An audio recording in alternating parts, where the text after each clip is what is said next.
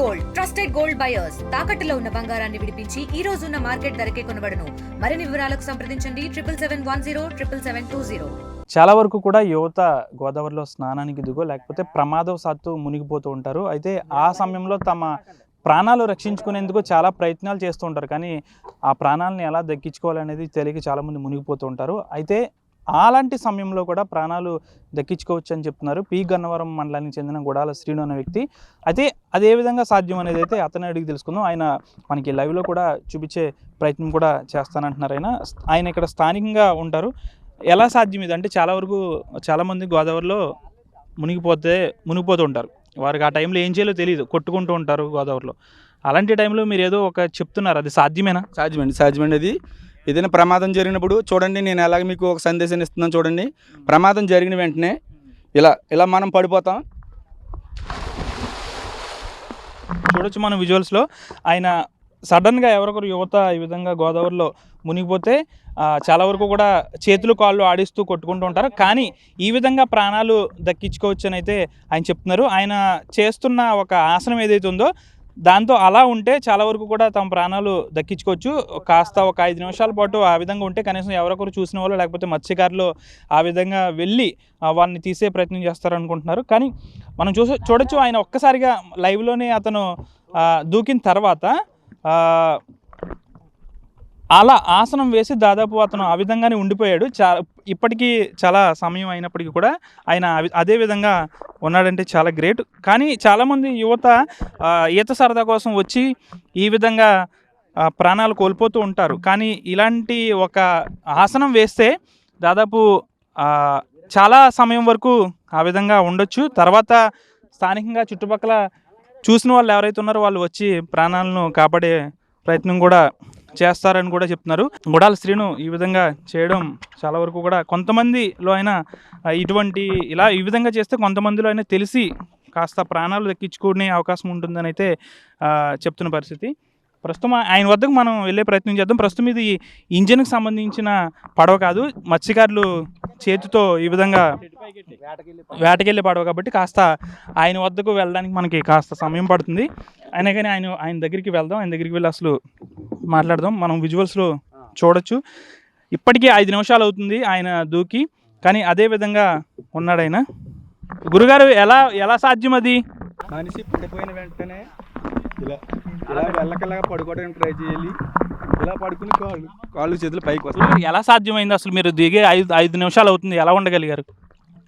ఇలా ఉండిపోగలిగితే నేను ఎంతసేపు అయినా బాడీ ఎలా పైకి ఉంటే ఊపిరి తీసుకోవచ్చు, అలాగా ఊపిరి తీసుకోవచ్చు, మాట్లాడవచ్చు, అన్ని బాగానే ఉంటాయి.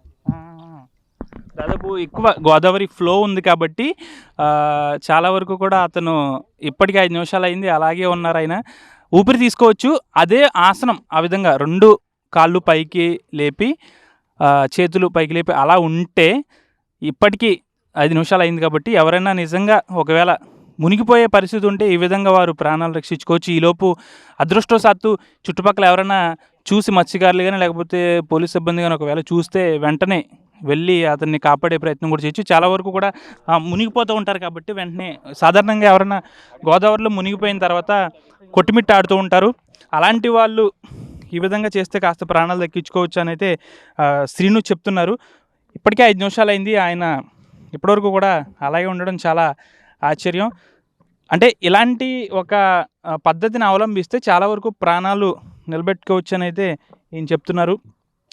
మనం లైవ్లో చూడొచ్చు. ఇప్పటికీ కూడా ఆయన అలాగే ఉన్నారు. శ్రీను గారు ఇప్పుడు ఎలా ఉంది? ఇప్పటికి 5 నిమిషాలు అయింది మీరు వెళ్ళి. ఇప్పుడు ఎలా ఉంది? మీకు బాగానే ఉందా? ఊపిరి తీసుకుంటున్నారా? మామూలుగా ఉండండి. అంటే అంతసేపు ఉండడం కష్టం. మీరు ఇప్పటివరకు దిగారు కాబట్టి ఈ లోపు ఎవరైనా చూస్తే నిజంగా మిమ్మల్ని ఎవరొకరు కాపాడడానికి ట్రై చేస్తారు.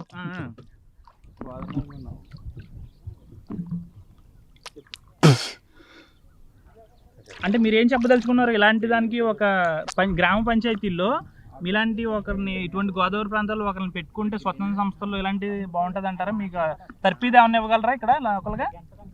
ఇలాగ ఎవరినైనా ఒకరు కాపాడలేం, కానీ గోదావరి ఏరియాలో కాపాడలేము. కానీ కొంచెం ఇలా ట్రై చేస్తే బాగుంటుందని నా అభిప్రాయం అండి. ఓకే.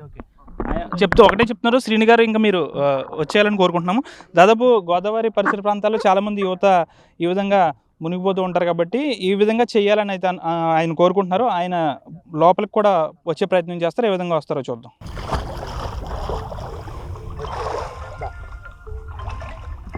మీరు దాదాపు ఎన్ని అడుగుల్లో ఉండొచ్చు మీరు ఉన్నది అక్కడ? ఇక్కడ ఒక 20 అడుగులు లోతు ఉండొచ్చండి. అంటే 2 తాడి చెట్లు లోతు ఉండొచ్చండి. కానీ పడిన వెంటనే మరి ఇలా కొంచెం కొద్దిగా ట్రై చేస్తే ప్రమాదం జరిగిన అందరిలో కూడా ఈత రాని వాళ్ళు ఉంటారు. ఎవరో ఒకరు ఈత వచ్చిన వాళ్ళు ఉంటారు. ఈత రాని వాళ్ళు మాత్రం ఇలా ట్రై చేస్తే ఈత వచ్చిన వాళ్ళు మనల్ని కాపాడడానికి వీలవుతుందని నా యొక్క చిన్న. మీరు దిగి 5 నిమిషాలు అవుతుంది కాబట్టి నిజంగా మీకు ఈత రాదు, మీరు ఈ విధంగా చేశారు, పక్కన ఎవరొకరికి ఈత వచ్చి ఉంటుంది, ఈ 5 నిమిషాల్లో ఒక ప్రాణం నిలబడేది. ఎవరైనా కాపాడతారు, ఎవరో ఒకరు కాపాడతారు. ఎటువంటి సందేశం ఇద్దామని అనుకుంటున్నారు? అసలు గోదావరి పరిసర ప్రాంతాలు మీది కూడా కోనసీమ, చాలా వరకు ఇలాంటి ప్రమాదాలు మీరు వందలు చూసుంటారు కదా. ఏదేమైనా ఈత రాలేదంటే చాలా జాగ్రత్తగా ఉండాలి. దాన్ని బట్టి మరి దిగేవాళ్ళు కూడా ఆలోచించుకుని దిగడం చాలా మంచిది. ఏ కాలంలోనే ఈత నేర్చుకుని గోదావరిలో ట్రై చేయాలి తప్ప గోదావరిలో డైరెక్ట్గా ఈత నేర్చుకోవాలనే ఆలోచన మాత్రం మార్చుకోవడం చాలా మంచిదండి. కాలంలోనే ఈత నేర్చుకుని అప్పుడు గోదావరిలో దిగడానికి ట్రై చేయాలి. ఏదేమైనా ఇలా కొద్దిగా ఒక్క సెకండ్ అయినా అలా తేలడానికి ట్రై చేస్తే మాత్రం మనిషిని పక్కనున్న మనిషి ఎవరో ఒక ఈత ఇస్తారు కాబట్టి వాళ్ళు కాపాడే అవకాశాలు చాలా ఉంటాయి. చూడొచ్చు, దాదాపు ఈత అనేది కోనసీమ పరిసర ప్రాంతాల్లో వాసులందరికీ కూడా ఈత అనేది కంపల్సరీ రావాల్సిన అవసరం ఉంది. అయితే అందరికీ ఈత రావాలని అయితే లేదు, కానీ ఇటువంటి సమయంలో కనీసం గోదావరిలో స్నానాలకు దిగిన వాళ్ళు కనీసం ఒక 5గురిలో కనీసం 2కి ఈత వచ్చి ఉంటుంది. ఒక 3కి రాకపోయినప్పటికీ కూడా వారు నిజంగా ఆ 3 కొట్టుకుపోయే పరిస్థితులు ఉంటే ఈ శ్రీను వేసిన ఒక ఆసనం ఏదైతే ఉందో ఆ విధంగా ఉంటే మిగిలిన 2 వారిని కాపాడొచ్చు. లేదా చుట్టుపక్కల ఎవరన్నా వారు కేకలు వేయడమో లేకపోతే ఎవరినన్నా చూస్తే అప్పుడు ఆ విధంగా రావచ్చు అంటూ కూడా ఆయన చెప్తున్న పరిస్థితి నెలకొంది. ప్రస్తుతం కోనసీమతో పాటు ఇటు ఉభయ గోదావరి జిల్లాలో చాలా వరకు కూడా ఇటువంటి ప్రమాదాలు అనేకం జరుగుతున్నాయి కాబట్టి ఇటువంటి ఆసనాలు వేసి ప్రాణాలు దక్కించుకోవాలని అయితే శ్రీను కోరుతున్నారు. వీడియో జర్నలిస్ట్ శేఖర్తో మనోజ్, RTV, పశ్చిమ గోదావరి జిల్లా ఆచంట మండలం రావిలంక గోదావరి ప్రాంతం నుంచి. ఇండియా పాకిస్తాన్ తాజా అప్డేట్స్ కోసం డౌన్లోడ్ చేసుకోండి RTV లైవ్ యాప్.